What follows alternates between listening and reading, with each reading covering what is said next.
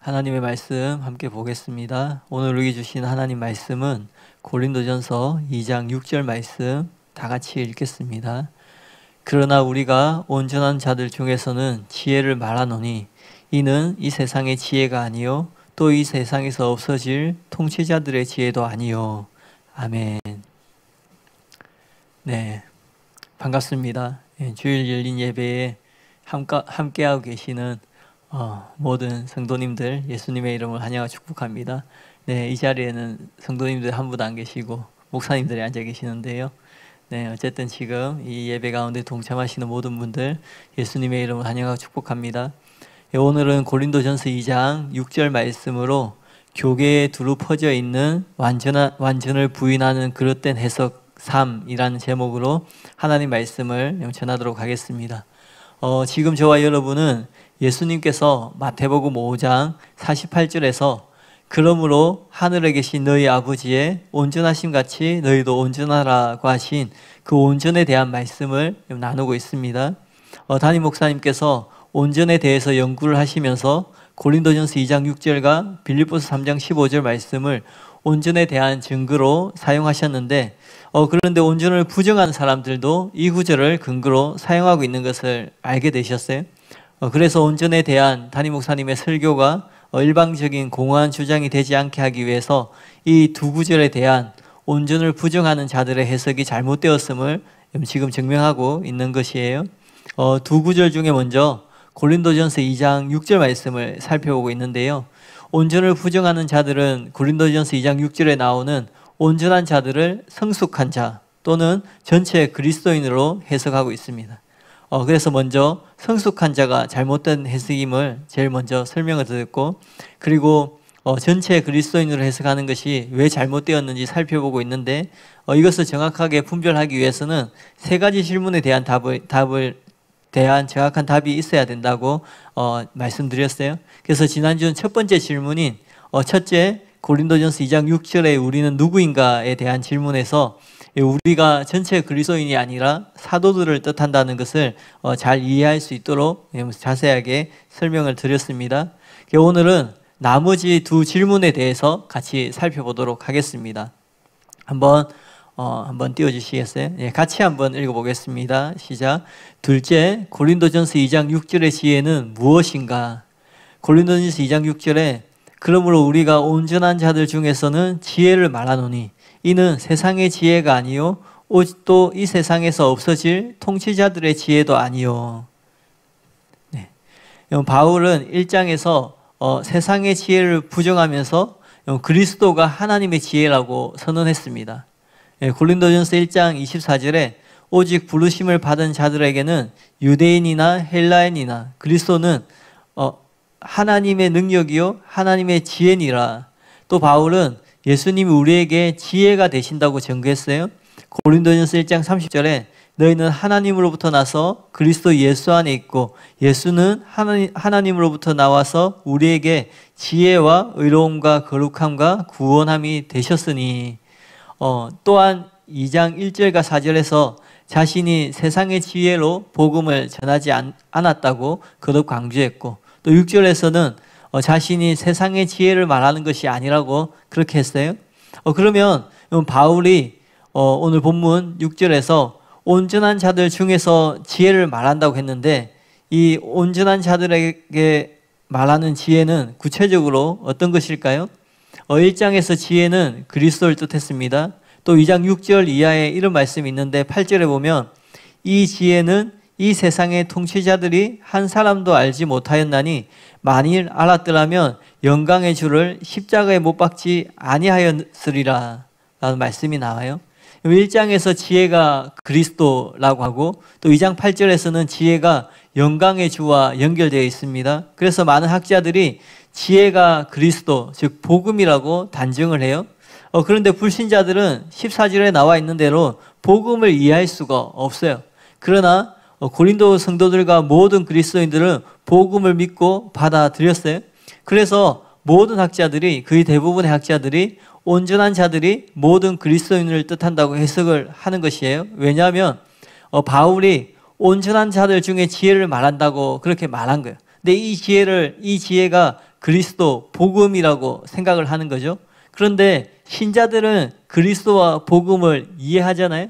그러니까 온전한 자들 중에 지혜를 말한다라고 이야기할 때 이 온전한 자가 모든 신자들이 해당된다고 해석을 하는 거예요.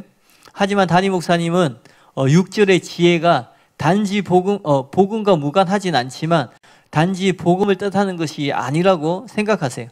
김세윤 교수님도 같은 견해이신데 이렇게 말씀하셨어요. 바울은 이미 십자가에 달린 그리스도를 하나님의 지혜라고 선언하고 자신이 이 지혜를 아직 어린아이들인 고린도인들에게 선포하였다고 말했습니다. 그러므로 2장 6절에 하나님의 지혜는 본질적으로 십자가에 달린 그리스도와 별개의 것일 수 없습니다. 그것은 다만 십자가에 달린 그리스도에 대한 더 심오한 해석을 의미하는 것입니다. 이처럼 지혜는 단지 복음을 뜻하지 않습니다. 그렇기 때문에 같은 구절에 나오는 온전한 자들 역시 전체 신자가 아니라 완전에 도달한 장성한 자들을 뜻한다는 것이 담임 목사님의 견해라는 거예요. 그러면 지금부터 왜 지혜를 그런 의미로 보아야 하는지, 이 지혜가 단지 복음, 그리스도를 뜻하는 것이 아니라 그보다 더 다른 의미를 가지고 있다는 것으로 보아야 하는지 이유를 설명해 드리겠습니다. 먼저 전제로 말씀드리고 싶은 것은 그리스도가 지혜인 것은 맞습니다. 그런데 바울이 바로 지혜인 그리스도에 대해서 골로새서 2장 3절에 다음과 같이 말했어요. 그 안에는 지혜와 지식의 모든 보화가 감추어져 있느니라. 이처럼 그리스도는 단순히 복음이 아니라 그리스도 안에는 지혜와 지식의 모든 보화가 감추어져 있는 것이에요. 여기를 보건대 단지 복음만이 지혜가 아니라는 거예요. 또 복음을 전하는 것만이 지혜가 아니에요. 로마서 6장에 나오는 것처럼 이 복음을 더 깊이 설명하는 것도 지혜가 된다라는 겁니다. 또 고린도전서 14장 20절에 보면 이렇게 기록되어 있습니다. 형제들아 지혜에는 아이가 되지 말고 악에는 어린아이가 되라. 지혜에는 장성한 사람이 되라. 그리고 그 전절인 19절에 보면은 그러나 교회에서 내가 남을 가르치기 위하여 깨달은 마음으로 5마디 말을 하는 것이 1만 마디 방언으로 말하는 것보다 나으니라. 이 두 구절을 연결해 보면 진리를 깨닫고 가르치는 것이 모두 지혜가 되는 것이에요. 그리고 이 지혜에도 어린아이 수준이 있는가 하면은 장성한 자의 수준도 있다라는 거예요. 그게 바울이 6절에서 이 전자 어린아이가 아니라 장성한 자의 지혜에 대해서 말하고 있다라는 것이에요. 즉 기본적인 지혜가 아니라 장성한 지혜에 대해서 지금 바울이 말하고 있는 것입니다. 본문을 통해서 왜 지혜가 단지 복음을 뜻하는 것이 아닌지 한번 차근차근 더 자세히 설명을 해보겠습니다. 6절의 지혜는 단순히 그리스도가 아니에요. 왜냐하면 1절과 5절에 나와 있는 대로 바울은 고린도 교회에 복음을 전할 때 이미 하나님의 지혜이신 그리스도를 전했기 때문이에요. 고린도전서 2장 1절 2절에 보면은 형제들아 내가 너희에게 나아가 하나님의 정글을 전할 때에 말과 지혜의 아름다운 것을 아니하였나니 내가 너희 중에서 예수 그리스도와 그의 십자가에 못 박힌 것 외에는 아무것도 알지 아니하기로 작정하였음이라. 그리스도와 십자가 바울이 말하고 있는데 이것이 바울이 1장에서 말한 하나님의 지혜라는 것이죠. 그런데 그것을 이미 전했다라는 거예요. 근데 그 후에 6절에서 그러나 우리가 온전한 자들 중에 지혜를 말하노니 라고 말했어요.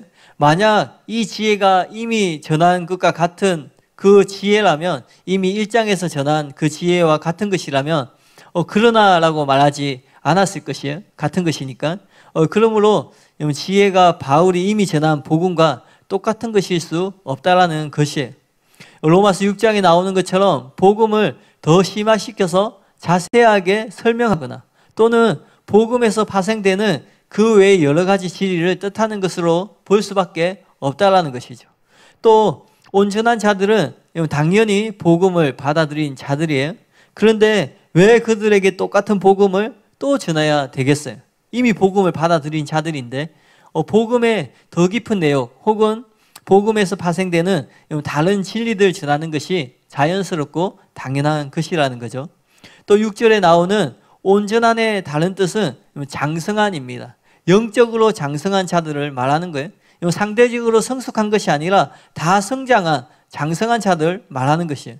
그런 장성한 자들에게 불신자에게 하듯 단지 또 복음을 바울이 단지 또 복음을 전하는 것이 맞지 않다라는 거죠.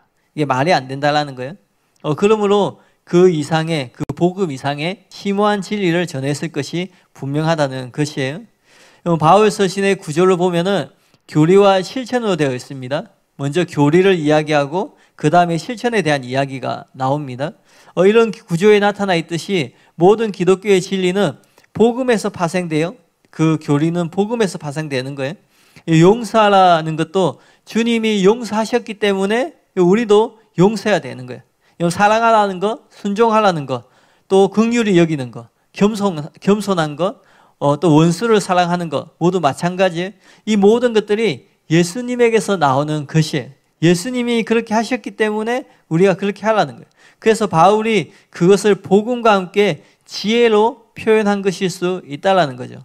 또 13절에 보면 사람의 지혜가 가르친 말로 아니하고 오직 성령께서 가르치신 것으로 한다라고 했습니다. 그런데 성령께서 사도들에게 계시한 것이 단지 복음인가요? 그렇지 않다라는 거예요. 예수님은 요한복음 16장 3절에서 사도들에게 성령이 오시면은 너희를 모든 진리 가운데 인도하실 것이라고 약속하셨어요. 그러므로 단순히 복음일 리가 없다라는 것이에요. 또 15절에 보면 신령한 자는 모든 것을 판단하나라고 했어요. 우리와 견해가 다른 자들은 그러니까 온전을 믿지 않는 자들은 신령한 자가 바울과 고린도 교회 성도 전체를 뜻한다고 그렇게 해석을 해요. 그러나 신령한 자는 모든 것을 판단해요. 즉 모든 진리를 이해하고 받아들였어요. 근데 3장에서 바울이 고린도 교회 성도들에게 이렇게 이야기를 해요.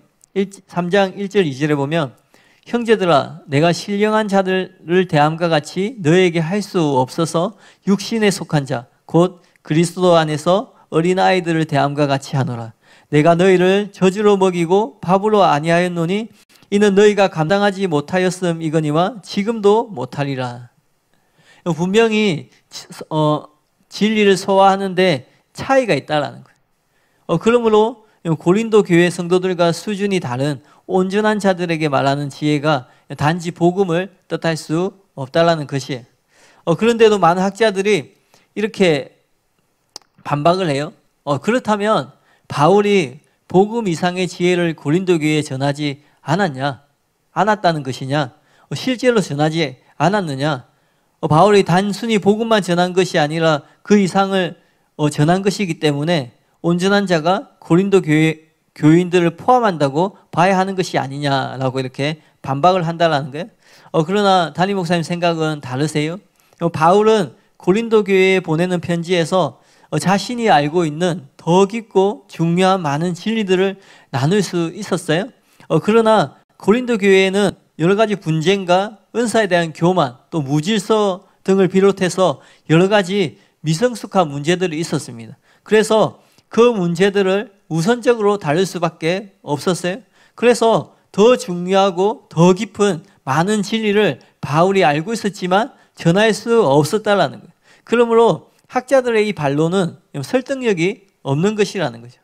따라서 이런 여러 가지 이유들 때문에 6절의 지혜는 단지 복음이 아니라 그보다 심화된 복음과 또 복음에서 파생된 각종 진리들을 뜻하는 것이 분명하다는 것이에요. 목사님들 잘 이해하셨나요? 네. 네, 저도 쳐다보기 민망하고 목사님들도 저를 보기 민망해 하시고 네. 이렇게 두 번째 질문은 여기 지혜가 무엇인가? 온전을 부정하는 자들은 이 지혜가 단지 복음이다. 또 복음을 전하는 것이다. 그렇게 얘기하는데 그런 것이 아니라 단지 복음이 아니라 그보다 심화된 복음 혹은 복음에서 파생되는 각종 진리들을 포함한다는 것이에요. 자, 이제 마지막으로 세 번째 질문을 살펴볼 텐데요. 한번 같이 읽어보겠습니다. 셋째, 고린도전서 2장 6절에 온전한 자들과 동등한 신령한 자들은 누구인가? 2장 6절에 온전한 자들이 누구인지 알기 위해서 마지막으로 다뤄야 할 난제는 신령한 자 안에 고린도 교회 성도들이 포함되느냐 되지 않느냐 하는 것이 즉 그들이 포함되는데 신령한 자답지 않다는 것이냐, 이 고린도 교인들이 신령한 자이긴 하지만 신령한 자답지 않다는 것이냐, 아니면 아예 이 고린도 교인들이 신령한 자가 아니라는 것이냐, 그것을 살펴보겠습니다. 3장 1절에 보면 내가 신령한 자들을 대함과 같이 너희에게 말할 수 없어서 라고 기록되어 있어요. 근데 이게 뉘앙스가 어떤 느낌이냐면 신령한 자인데 신령한 자답지 않기 때문에 그들을 대함과 같이 할 수 없다라는 말로 들릴 수 있다라는 거예요. 그러니까 내가 신령한 자들을 대함과 같이 너희에게 말할 수 없어서 라고 얘기했을 때 고린도 교인들도 신령한 자이긴 하지만 신령한 자답지 않기 때문에 그렇게 할 수 없다라는 말로 들릴 수 있다라는 거예요. 그래서 헷갈리고 혼동이 되는 거예요. 학자들은 대부분 2장 6절에 우리 혹은 온전한 자들과 마찬가지로 신령한 자들이 바울과 고린도 교회 성도들 나아가서는 그리스도인 전체를 뜻한다고 해석을 해요. 예외적으로 김세윤 교수님은 담임 목사님과 같은 해석을 하는데요. 이렇게 말했습니다. 바울은 여기서 두 종류의 사람들을 구분합니다. 한편은 영적인 사람들이고 다른 한편은 육신적인 사람들입니다. 그러나 아무리 다수의 학자들의 견해가 일치한다고 할지라도 신령한 자들을 바울과 고린도 교회 성도들 그리고 그리스도인 전체를 뜻한다고 보는 것은 무리가 있다는 거예요. 그래서 실제로 온전을 부정하는 그렇게 해석하는 학자들 중에 일부도 이 해석이 무리라는 것을 알고 있어요. 그러니까 신령한 자 안에 고린도 교회 성도들이 들어가는 것이 무리라는 것을 알고 있어요. 예를 들어서 찰스하지는 3장 1절을 해석하면서 이 구절의 신령한 자들이 2장 15절에 나오는 신령한 자와 다른 의미라고 주장을 해요. 앞장에서 사용된 의미대로 하면 이제 모든 그리스도인은 신령한 자이기 때문에 이러한 의미에서 신령한 자가 아니라는 것은 그들이 그리스도인이 아니라는 말일 것이다. 그러나 여기서 사도는 그가 그리스도인이라고 인정하고 형제라 부르는 자들에게 그들이 신령한 자가 아니라고 말하고 있다. 따라서 그는 이 단어를 수정하여 사용하고 있음이 틀림없다. 이것은 매우 일반적인 용법이다. 우리가 어떤 그리스도인의 영성을 다른 그리스도인과 비교하여 신령한 자라고 말할 때는 그가 뛰어나게 신령하다는 것을 의미한다. 그러나 그리스도인과 세상을 구별할 때는 모든 그리스도인이 신령한 자로 불려야 한다. 또 크레이그 블롬버그도 이렇게 주장했어요. 하지만 이제 그는 성령을 가진 사람들인 그리스도인과 성령이 없는 사람들인 비그리스도인을 대조하는 것에서 두 종류의 크리스찬들, 즉 성령의 지배를 받는 사람과 그렇지 못한 사람들을 비교하는 것으로 전환한다. 고로 영적인은 단순히 성령을 의미한다기보다는 성령에 사로잡힌 것을 의미한다. 이게 무슨 말이냐면 2장 15절에 나오는 신령한 자가 나와요. 그리고는 바로 2장 15절, 16절 그리고 3장이 시작되는데 3장 1절에 또 신령한 자들이 나오는 거예요. 이 둘이 다르다는 거죠. 그래서 2장 15절에 나오는 신령한 자를 육에 속한 사람들과 대조하는 거예요. 육에 속한 사람들은 불신자를 의미하는데 그래서 그 불신자와 대조해서 신자라는 의미를 가진다는 거예요. 그 2장 15절에 나오는 신령한 자들은 신자이기 때문에 고린도 교인들을 포함하는 모든 그리스도인으로 해석을 하는 거예요. 그렇게 했어요. 그런데 16절 그 3장 1절에 보니까 또 신령한 자들이 나오는데 여기 신령한 자들은 육신에 속한 자, 그러니까 어린아이와 대조해서 상대적으로 성숙한 자로 해석을 하는 거예요. 이렇게 해석을 하면서 2장 15절의 신령한 자와 3장 1절의 신령한 자들이 서로 다른 의미라고 이렇게 해석을 하는 거예요. 이것은 그들이 보기에도 신령한 자들과 어린아이가 다르다는 것이 그만큼 분명하다는 거예요. 그러니까 신령한 자, 앞에 신령한 자에는 그리스도인이 포함되는데 뒤에 신령한 자에는 그 상대적으로 성숙한 자. 근데 이 상대적으로 성숙한 자는 누구보다 상대적이냐면 어린아이. 근데 이 어린아이가 누구냐면 고린도 교인이라는 거예요. 그러니까 신령한 자들과 어린아이가 다르다는 거죠. 그러니까 신령한 자와 고린도 교인이 다르다는 거예요. 그렇게 보면서 또 어떻게 해석을 하냐면 신령한 자 안에 고린도 교인이 포함된다고 해석을 한다는 거예요. 그러니까 뭐죠? 앞뒤가 안 맞게 그렇게 해석을 한다는 거예요. 앞에서는 신령한 자 안에 모든 그리스도인을 넣어놨는데 근데 바로 뒤에 또 신령한 자들이 나오는데 여기는 어린아이가 대조가 되는 거예요. 근데 어린아이는 저기 뭐죠? 고린도 교인들을 얘기하는 거죠. 근데 고린도 교인들이 이 신령한 자들 안에 포함이 안 되는 거예요. 그렇게 되면은 신령한 자들 안에 고린도 교인이 포함되지 않는다 이렇게 해석을 결론을 내려야 되는데 그렇게 하지 않고 앞에는 포함이 되고 뒤에는 포함이 되지 않는다. 그렇게 해석을 한다라는 거예요. 그런데 2장 15절과 3장 1절의 신령한 자가 다른 의미라고 보는 것은 정확한 근거가 없고 방금 설명드린 것처럼 아주 부자연스럽고 너무 자기적인 해석이라는 거예요. 그러니까 자기가 가지고 있는 교리와 그것을 합리화시키기 위해서 어거지로 맞춘다는 거죠. 그럼 2장 15절, 16절, 3장 1절 단 3절 안에 너무나 짧은 문맥인데 그 안에서 같은 단어가 한 곳에서는 전체 신자가 되고 불과 2절 뒤에 나오는 같은 단어가 전체 신자가 아니라 영적인 자들이라고 해석하는 것은 억지스러운 해석이라는 거예요. 물론 짧은 문맥이지만 문맥 안에 분명한 근거가 있다면 그렇게 해석할 수 있을 것이에요. 그러나 그런 근거도 전혀 없다라는 것이에요. 그러므로 그렇게 해석하는 것이 아니라 신령한 자 안에 고린도 교회 성도들은 포함되지 않는다라고 보는 것이 자연스럽고 옳은 해석이라는 거죠. 바울이 말한 신령한 자들이 전체 그리스도인을 뜻하지 않는다는 것이 맞는 해석이라는 거예요.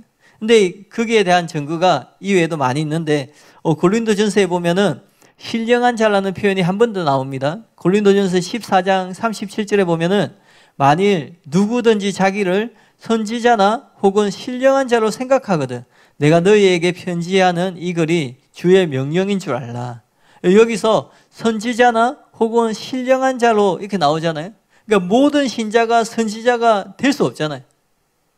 그러니까 선지자나 혹은 신령한 자라고 생각한다면 그럼 이 신령한 자가 모든 신자를 뜻한다고 하면은 앞에 선지자도 모든 신자가 돼야 되잖아요. 근데 그렇지 않잖아요.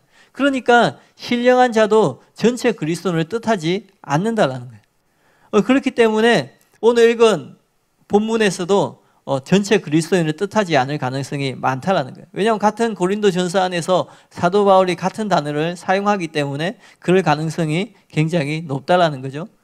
여기 14장 37절에 분명하게 전체 그리스도인이 아니라는 뜻이 나오니까요. 또 바울은 2장 6절에서 그러나 우리가 온전한 자들 중에서는 지혜를 말하노니라고 말했어요. 문맥상 여기 온전한 자들은 15절에 나오는 신령한 자와 같은 의미예요. 그러므로 신령한 자들에게 전에 전한 복음과 다른 차원의 지혜를 말할 수 있어야 해요. 그러나 3장 1절에서 바울은 형제들아 내가 신령한 자들을 대함과 같이 너희에게 말할 수 없어서라고 얘기를 하는 거예요. 그러므로 신령한 자들 안에 고린도 교회 성도들은 포함되지 않는다는 것이 분명한 사실이라는 거예요. 또한 비슷한 것인데 2장 15절에 보면은 신령한 자는 모든 것을 판단하나라고 쓰여 있어요. 그들은 모든 진리를 분별하고 능히 소화할 수 있는 자들이에요. 근데 3장 2절에 뭐라고 나와 있냐면 내가 너희를 저주로 먹이고 밥으로 아니하였노니 이는 너희가 감당하지 못하였음이거니와 지금도 못하리라. 이처럼 고린도 교회 성도들은 젖이나 먹고 밥을 소화할 수 없는 어린아이 같은 성도들이었어요. 2장 15절에서 신령한 자를 묘사한 것과 완전히 다른 상태를 지금 말하고 있죠. 그러므로 고린도 교회 성도들은 신령한 자들이 아닌 것이에요. 그리고 이 온전한 자들은 결코 전체 그리스도인을 뜻하는 것이 아니라는 결론이 여기에서 또 나오는 것이에요. 이상 설명한 것 같이 2장 6절에 온전한 자는 전체 그리스도인 뜻하지 않는다는 것을 우리가 첫 번째 우리가 누구인가? 우리는 전체 그리스도인이 아니라 사도들이다. 지혜가 무엇인가? 지혜는 단지 복음 전하는 것이 아니라 복음보다 더 심오한 지혜를 말하는 것이다. 또 신령한 자들 누구인가? 이 신령한 자들 안에는 고린도 교인들이 포함되지 않는다라는 것을 통하여서 이 온전한 자가 전체 그리스도인이 아니라는 것을 이 시간에 증명해 드렸어요. 한편 바울이 말한 온전한 자들이 바울과 전체 그리스도인이 아니라 문자 그대로 온전한 자 혹은 장성한 자를 뜻한다는 더 결정적인 증거가 여기 있습니다. 그것은 온전한 자들을 전체 그리스도인으로 해석하는 것이 바울의 용례를 완전히 벗어난 것이라는 거예요. 이게 무슨 말이냐면 바울은 전체 그리스도인들을 온전한 자라고 부른 적이 한 번도 없다라는 거예요. 바울은 전체 그리스도인들에게 온전을 목표로 제시하고 온전한 자가 되라고 권면을 하고 있지 전체 그리스도인을 향해서 이미 온전한 자가 되었다라고 말한 적이 없다라는 거예요. 2장 6절을 옳게 해석하기 위해서 우리가 진짜 주목해야 할 것은 온전한 자가 누구냐 하는 것이 아니에요. 그보다 더 우리가 주목해야 될 것은 무엇이냐면 온전한 자라는 표현 자체라는 거예요. 즉 온전한이라는 단어를 바울이 사용했다라는 거예요. 근데 많은 학자들은 온전한 자가 누구냐라는 것에만 신경을 써요. 그래서 모든 그리스도인들이 온전한 자라는 황당한 결론을 내리게 되는 것이에요. 그 학자들이 뭐라고 주장하든 온전한이라는 단어 자체가 온전한 자들이 모든 그리스도인을 뜻할 수 없게 만들어요. 그 이유는 다음과 같아요. 먼저 담임 목사님께서 용례 조사를 위해서 바울 서시에 나오는 온전이라는 단어를 모두 찾아보셨는데 이 온전한의 헬라어는 텔레이오스인데 장성한, 완성한, 완전한이라는 뜻이에요. 바울 서신에 총 8번 사용되었습니다. 그 중에 2번은 로마서 12장 2절과 골로새서 4장 12절에서 하나님의 온전한 뜻으로 그 의미로 사용되었어요. 그리고 또 한 번은 고린도전서 13장 10절에서 구원의 완성을 가져오는 재림과 관련해서 사용되었어요. 또 한 번은 고린도전서 14장 20절에서 장성한 지혜 혹은 온전한 지혜를 뜻하는데 사용되었어요. 그리고 그 외에 나머지 세 가지는 모두 완전 성화를 뜻하는 의미로 사용되었어요. 에베소 4장 13절에 보면 우리가 다 하나님의 아들을 믿는 것과 아는 일에 하나가 되어 온전한 사람을 이루어 그리스도의 장성한 분량이 충만한 데까지 이르리니 빌립보서 3장 15절에 그러므로 누구든지 우리 온전히 이룬 자들은 이렇게 생각할지니 만일 어떤 일이 너희에게 달리 생각하면 하나님이 이것도 너희에게 나타내시리라. 골로새서 1장 28절에 우리가 그를 전파하여 각 사람을 권하고 모든 지혜로 각 사람을 가르침은 각 사람을 그리스도 안에서 완전한 자로 세우려 함이라. 이렇게 사용되었어요. 이상과 같이 이 단어는 성도의 완전은 아니더라도 모두 온전이라는 뜻으로 사용되었다라는 거죠. 그것이 하나님의 뜻이든 지혜이든 혹은 구원의 완성이든 전부 온전이라는 뜻으로 사용되었어요. 그 외에는 완전 성화를 뜻하는 의미로 사용되었어요. 또 단 한 번도 전체 그리스도인이 온전하다는 의미로 사용된 적이 없다는 거예요. 그러므로 고린도전서 2장 6절의 온전한 자들은 전체 그리스도인들이 아니라 문자 그대로 온전한 자들을 뜻한다고 보아야 한다는 것입니다. 조금만 생각해 봐도 온전한 자들이 전체 성도를 가리킨다는 것은 말이 안 돼요. 불신자와 반대되는 것이 신자인데 그러나 신자가 온전한 자인가요? 아닌가요? 신자를 온전한 자라고 표현할 수 있나요? 신자를 복음을 깨달은 자, 예수님을 영접한 자, 믿는 자, 어렵다함을 받은 자, 혹은 거듭난 자 이런 말로 표현할 수는 있어요.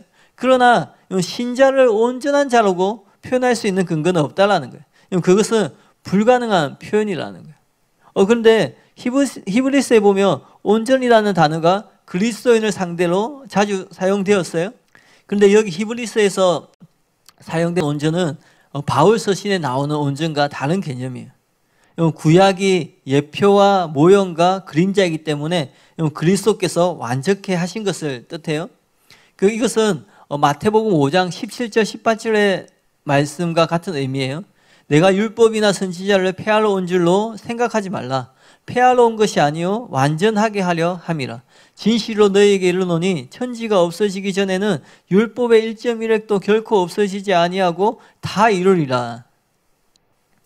히브리서에 나오는 이 온전은 예수님이 이렇게 말하는 것처럼 구약의 예표와 모형과 그림자와 비교해서 온전하다는 거예요. 구약 시대 때 짐승들로 드리는 제사는 온전한 것이 아니었어요. 예수님의 십자가의 대속만이 온전한 것이에요. 히브리서 9장 9절에 보면 이 장막은 현재까지 비유니 이에 따라 드리는 예물과 제사는 섬기는 자를 그 양심상 온전하게 할 수 없나니, 또 10장 1절 4절에 보면 율법은 장차 올 좋은 일의 그림자일 뿐이요 참 형상이 아니므로 해마다 늘 드리는 같은 제사로는 나아오는 자들을 언제나 온전하게 할 수 없느니라. 그렇지 아니하면 섬기는 자들이 단번에 정결하게 되어 다시 죄를 깨닫는 일이 없으리니 어찌 제사 드리는 일을 그치지 아니하였으리요. 그러나 이 제사들에는 해마다 죄를 기억하게 하는 것이 있나니 이는 항소와 염소의 피가 능히 죄를 없이 하지 못함이라. 그러니까 히브리서에 나오는 온전은 신약 성도들, 구약 성도들에 비교해서 신약 성도들의 온전이라는 거예요. 불신자가 아니라 구약 성도와 비교해서 온전이라는 표현을 했다라는 거예요. 그러나 고린도전서 2장 6절은 구약 성도가 아니라 온전을 부정하는 견해를 가진 사람들 입장에서 보면 불신자와 비교한 것이에요. 그러므로 전체 그리스도인을 뜻할 수 없는 단어라는 거예요. 왜냐하면 모든 성도가 온전한 자면은 불신자는 불완전한 자가 된다라는 거예요.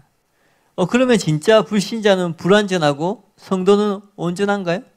그래야지 성도를 온전한 자라고 칭할 수 있는 것이에요. 그런데 그렇게 되면 어떻게 되냐면 불신자가 구원받은 자가 되어버리는 거예요. 고린도 교회 성도가 아니라 그들이 불신자가 어린아이 위치에 놓이게 되는 거예요. 그러므로 불신자와 비교해서 신자를 온전한 자로 표현하는 것이 실제로는 불가능하다는 거예요. 더구나 온전한 자들이라는 말은 불신자와 대조한 것이 아니에요. 이 온전한 자들은 문자 그대로 온전한 자 혹은 장성한 자를 뜻하는 것이에요. 미성숙한 신자들을 상대로 사용한 표현이라는 거죠. 즉 고린도 교회 성도들 같은 영적인 어린아이와 대조해서 사용한 표현이 온전한 자예요. 신령한 자. 그렇기 때문에 그 표현은 영적인 어린아이를 포함하지 않고 있는 것이에요. 따라서 온전한 자들 안에 고린도 교인들이 포함되지 않는다라는 거예요.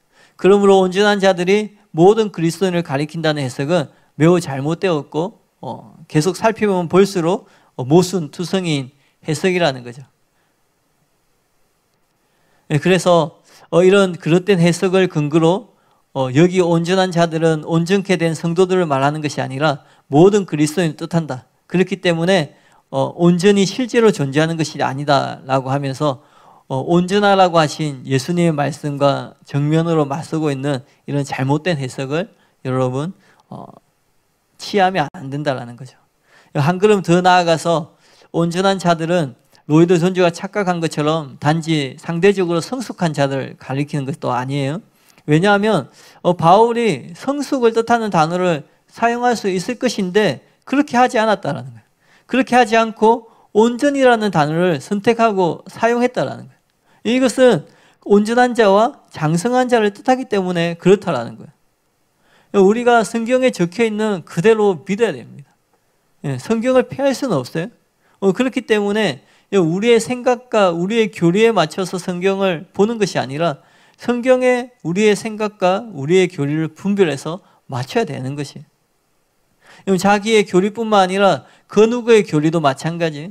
유명한 사람이라고, 뛰어난 학자라고, 또 굉장한 신학교 출신이라고 그 사람의 교리를 그냥 따르지 말고, 베레아 사람들이 사도 바울의 가르침도 그것이 성경에 맞는 것인지 상고하였던 것처럼 바울의 가르침도 그렇게 했는데 세상 누구라도 무조건 믿고 따를 수 있는 가르침은 없다라는 거예요. 담임 목사님이 지난주에 자기 자신도 예외가 아니라고 말씀하셨어요. 성경 위에 있는 학자가 없고 성경 위에 있는 목회자는 아무도 없다라는 거예요. 또 성경 위에 있는 교단도 교리도 없다라는 거예요. 모든 가르침과 모든 교리는 성경으로 분별해야 되는 대상임을 기억하시길 바랍니다. 네, 이렇게 고린도전서 2장 6절에 나오는 이 온전한 자들은 실제로 온전케 된 자들을 의미하는 것이에요. 그래서 온전히 실제로 존재하고 도달 가능하다는 것을 믿고 또 이때까지 설명드린 것들을 받아들이고 또 온전을 추구하는 저와 여러분이 되었으면 좋겠습니다. 지난주 담임 목사님께서 설교 서두에 이런 말씀을 하셨어요. 말씀을 소화하는 문제는 지식이나 지성의 문제가 아니라 말씀에 대한 관심과 사랑의 문제라고 그렇게 지적하셨어요. 정말 진리를 사랑하고 진리에 관심 있고 알기를 원하면 누구나 집중해서 듣게 되고 그래서 그 말씀을 듣고 소화할 수 있다는 거예요. 실제로 그렇습니다. 말씀에 관심이 있고 진리를 사랑한다면 학력도 상관이 없고 나이도 상관없습니다. 제가 어제 저희 교구의 연세가 91 되신 근사님하고 이렇게 통화를 하게 되었는데 이 열린 예배 말씀을 너무 잘 듣고 있다고 그리고 감사하다고 그렇게 말씀하시더라고요.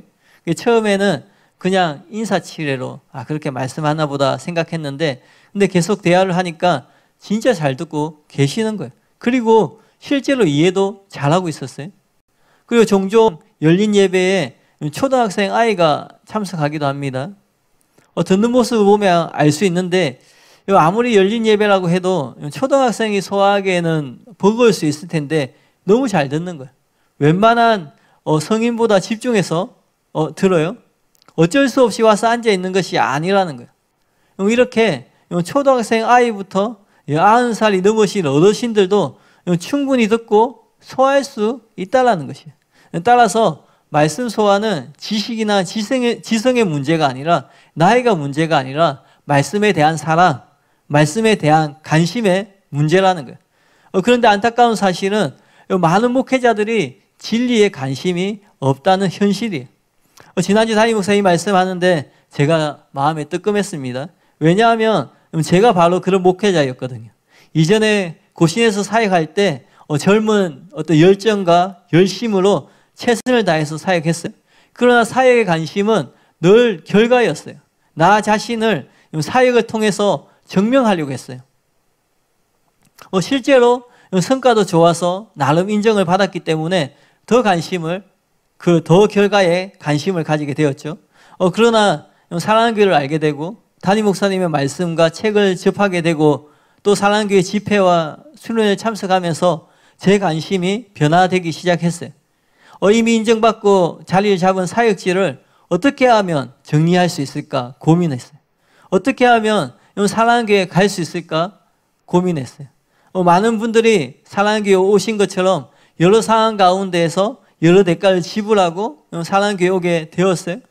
이런 말씀을 드리는 이유는 뭐냐면 저 같은 사람도 말씀에 관심을 가지게 되었다라는 거예요. 늘 말씀드리지만 제가 그랬다면 저는 누구나 그럴 수 있다고 생각해요. 왜냐하면 제가 어떤 사람이었는지 누구보다 제 자신이 가장 잘 알기 때문에 그렇습니다. 은혜를 받으면 받을수록 더욱더 자신의 실상을 알게 되는 것이잖아요. 그리고 이 열린 예배 말씀을 듣고 계신 분들이라면 더욱더 말씀에 관심 있는 분들이라고 생각을 해요. 담임 목사님의 말씀을 사랑교회에서 선포되는 진리의 말씀들을 어떻게든 이해하고 은혜를 받고자 하는 분들이시잖아요. 사실 지금 이 시간에도 얼마나 많은 설교가 유튜브 실시간을 통해서 흘러나오고 있나요? 가볍고 재미있고 흥미있는 설교들이 얼마나 많이 넘쳐나고 있나요? 그런데 지금 이 설교를 실시간이든 다시 듣기든 듣고 계시다는 것이 바로 진리에 관심이 있다는 증거라는 것이에요. 지난주 담임 목사의 말씀을 듣고 있는데 담임 목사님께서 전하고 계신 말씀이 바로 바울이 고린도 교인들에게 전하고 싶었던 신령한 자들에게 전하고 싶었던 신령한 자들에게 전하고 싶었던 지혜이고 밥이라는 생각이 들었어요. 사랑하는 교회 말씀은 단지 복음을 전하는 것이 아니에요. 단지 구원받는 지혜만 가르치는 것이 아니에요. 예수님 안에 있는 지혜와 지식의 모든 보화를 가르치고 있음을 믿으시길 바랍니다. 그리고 열린 예배에 선포되는 말씀도 마찬가지예요. 초신자분들을 위한 열린 예배지만 그래서 보다 쉽게 설명하려고 애쓰고 노력할 뿐이지 주일 예배에 선포되는 말씀의 내용은 한치도 타협하거나 희석하거나 양보하지 않고 전하고 있다라는 거예요. 그러니 열린 예배의 말씀은 절대로 저지 아니라는 거예요. 고린도전서에 바울이 신령한 자들에게 전하고 싶었던 지혜이고 이 밥이 지금 선포되고 있는 말씀임을 믿으시길 바랍니다. 고린도 교인들은 어린아이 같아서 소화할 수 없었던 말씀을 지금 저와 여러분은 듣고 소화시키고 있다라는 거예요. 그러니 하나님 보시기에 여러분 한 사람 한 사람을 얼마나 귀하게 여기고 소중하게 보고 사랑스럽게 보시겠어요. 목회자들 중에도 상당히 많은 사람들이, 저를 포함해서 상당히 많은 사람들이 말씀과 진리에 관심이 없고 사역이나 성과나 인정받는 것, 혹은 교회 안에서 명예를 얻는 것, 권력에 관심을 갖는 것이 안타깝고 비극적인 현실인데, 여러분 같은 성도님들 한 분 한 분을 하나님이 얼마나 귀하게 여기시고 하나님이 얼마나 아름답게 보시겠어요. 그러니까 이 열린 예배가 처음 시작될 때의 취지처럼 이 예배의 말씀을 통하여서 무럭무럭 자라서 정말 더 진리를 사랑하고 더 말씀을 귀하게 여기는 성도님들이 되어서 주일 본 예배 담임 목사님 말씀도 잘 소화하게 되는 저와 여러분이 되었으면 좋겠습니다. 우리 시간에 들은 말씀을 기억하면서 하나님 은혜를 구하면서 기도하며 나아가겠습니다. 우리 시간에 같이 기도하겠습니다.